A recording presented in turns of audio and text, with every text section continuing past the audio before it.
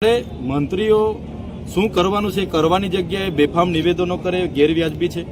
એ મંત્રી એમણે પણ સ્વીકાર્યું કે અહીંયા દારૂ મળે છે। ગુજરાત સરકાર જે પણ એમના હરસંઘવી કહેતા હોય કે દારૂબંધી છે, પણ એમના પીસી બર્ડરના જે મંત્રી છે એમણે કીધું કે ભાઈ દારૂ વેચાય છે એટલે વેચાવો જોઈએ, લોકોએ પીવું જ જોઈએ। તો આ એમની મંત્રીઓની માનસિકતા છે, એમની સરકારની માનસિકતા છે, એ છતી થઈ છે। માટે જોડાવા માટે દબાણ છે એમ કેવું છે આપનું? આપે આપણા ભાષણમાં પણ કહ્યું। હું આગળ પણ તમને કદાચ ખબર હશે 2024ની લોકસભામાં મારું નામ ઇન્ડિયા ગઠબંધનમાં જાહેર થયું।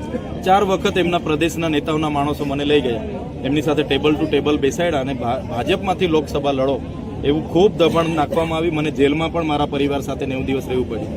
છૂટીને અમે કીધું કે અમે તો લડવાવાળા લોકો છે ને અમે લડ્યા। ભલે હું 86,000 મતથી ભરૂચ લોકસભા હારી ગયો, પણ મને વગર પૈસે વગર દારૂએ એકલા દમ પર કોંગ્રેસનો સહકાર મને નહીં મળ્યો, છતાં મને 5,22,000 મત ત્યાંથી મળેલા। ત્યારે હમણાં પણ જે આ જેલનો જે મને જેલમાં જે નાખવામાં આવ્યા સેન્ટ્રલ જેલમાં, એની પાછળનું જે આખું કાવતરું હતું ભારતીય જનતા પાર્ટીમાં લઈ જવા માટેનું હતું। વડાપ્રધાન શ્રી ડેડિયાપાડામાં પહેલા 30 ને 31 2 દિવસ કેવડિયામાં હતા ને એની બાજુમાં જ 15 તારીખે મારા ત્યાં ડેડિયાપાડામાં આવ્યા। ભાજપના કેટલાક પ્રદેશના નેતાઓએ વડાપ્રધાન શ્રીને ગેરમાર્ગે દોર્યા કે ત્યાં ચૈતર વસાવા છે, આપણે તમારા હસ્તે અમારે જોડવાના છે અને અમારા પર ખૂબ દબાણ બનાવવામાં જેલોની ધમકીઓ મળી, પણ અમે ક્યારે ભારતીય જનતા પાર્ટી